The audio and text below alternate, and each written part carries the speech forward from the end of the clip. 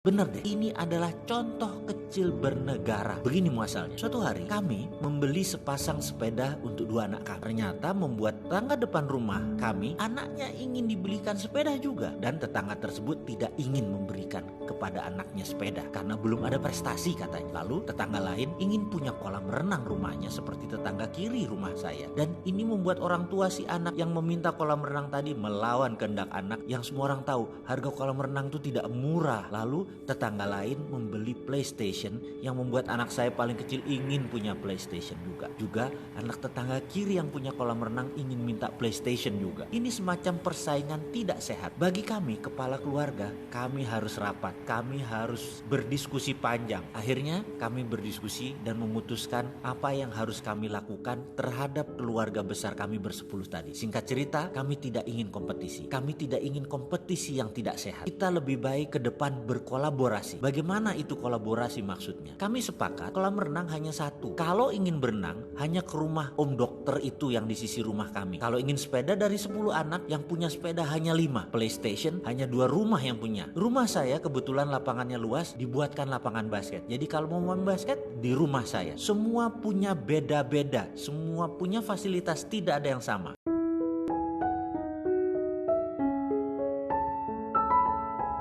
Ada kerinduan saya akan suasana yang lama sudah belum pernah saya temukan lagi, yaitu suasana apa itu? Begini, saya mau membayangkan sahabat semua, dan ini adalah sebuah kisah perjalanan hidup impian saya. Saya pernah tinggal di sebuah perumahan, bagi saya sangat ideal. Bukan karena lokasinya, bukan karena fasilitas rumahnya, bukan karena besar dan bagusnya rumah di perumahan tersebut, tapi kami tinggal di jalan kuldesak atau jalan yang ujungnya berputar ngantong. Dan ini sebenarnya bagian dari rumah perumahan yang biasa saja. Lokasi kami juga paling ujung. Tidak menarik sebenarnya. Yang dimaksud dengan kami adalah 10 keluarga di sana, di mana kebetulan usia kami berdekatan satu sama lain. Juga anak-anak kami usianya seumuran semua. Mengapa kami sebut tinggal di sana adalah impian? Karena kami satu visi, satu mindset tinggal bersama. Ini semua adalah kisah nyata 15 tahun yang lalu, di mana kami di sana tinggal bersama, namun satu persatu pindah karena pekerjaan atau karena alasan bisnis yang lainnya. Semua sekarang sudah pindah dan tidak di sana lagi. Namun kalau kami bertemu, kalau kami reunian, kami masih mengangeni tempat ideal tersebut. Sekali lagi, kita sepakat bahwa rumah ini adalah benda mati. Setuju ya? Lokasi dimanapun itu adalah benda mati. Namun yang membuat hidup adalah keputusan kami bersepuluh, bagaimana kami bertetangga, bagaimana kami bersaudara, bagaimana kami saling titip, bagaimana kami mengisi kekurangan, bagaimana kami tidak berkompetisi. Saya membayangkan ini adalah contoh kecil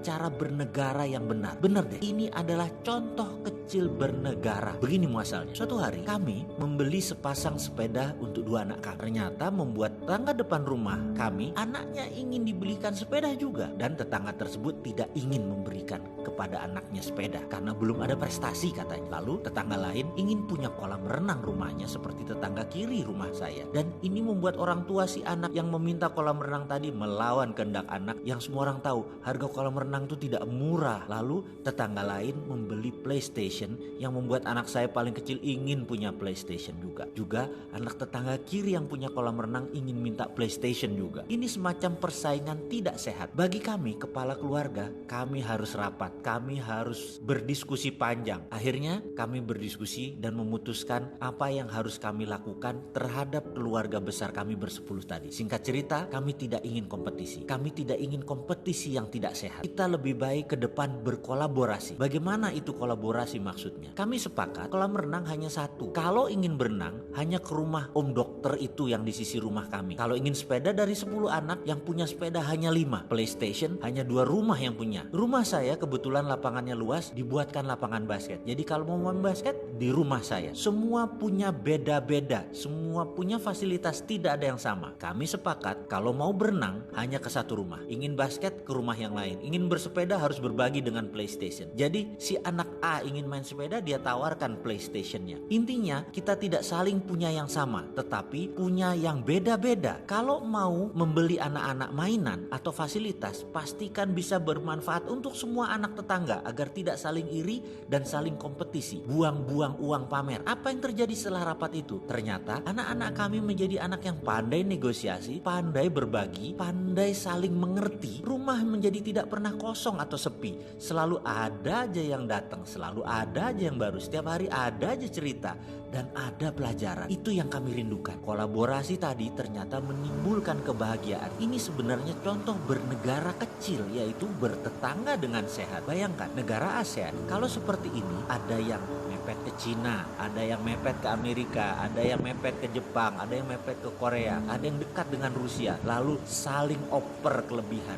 dan saling tutup kekurangan. Tahu-tahu negara ASEAN itu tumbuh kuat dan menjadi negara produsen baru, bahkan punya currency atau mata uang baru seperti euro. Jadi daripada ngimpi membangun ASEAN yang kuat, kompak, saling berkolaborasi, saya mulai dari bertetangga dulu deh. Ada nggak yang mau jadi tetangga saya dan kolaborasi akan fasilitas yang tidak sama satu yang lain tetapi saling membutuhkan. Saya teringat masa kecil saya dulu di kampung. Saya memiliki sahabat yang bertubuh kecil, namun karena keberanian dan kelincahannya, maka sebagai kiper penjaga gawang, bola sulit tembus masuk ke gawangnya.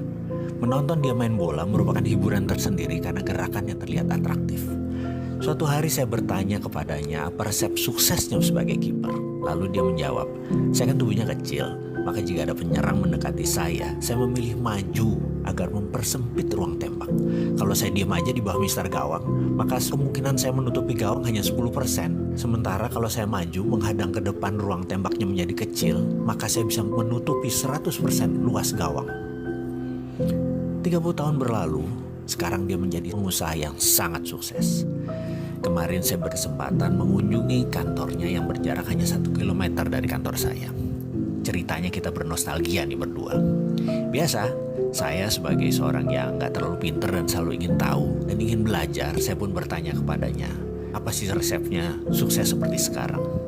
Dia menatap mata saya lalu berkata, ingat gak dulu saya jadi kiper? Ya, saya jawab, saya praktekkan di dunia nyata. Kalau saya tidak maju ke depan di setiap kesempatan, hilang peluang itu. Karena saya kan bukan siapa-siapa, saya ini wong dusun. Maka saya harus maju ke depan, dan hal itu membuat siapapun di depan saya hanya melihat saya dan tidak ada peluang lain, sehingga bola tersebut menuju ke saya. Sungguh kalimat itu membuat otak saya berpikir dan mengiyakan sebuah teori sukses yang sederhana ini. Jadi sahabat, kapan Anda maju ke depan mempersempit ruang tembak dan fokus peluangnya semua datang ke Anda?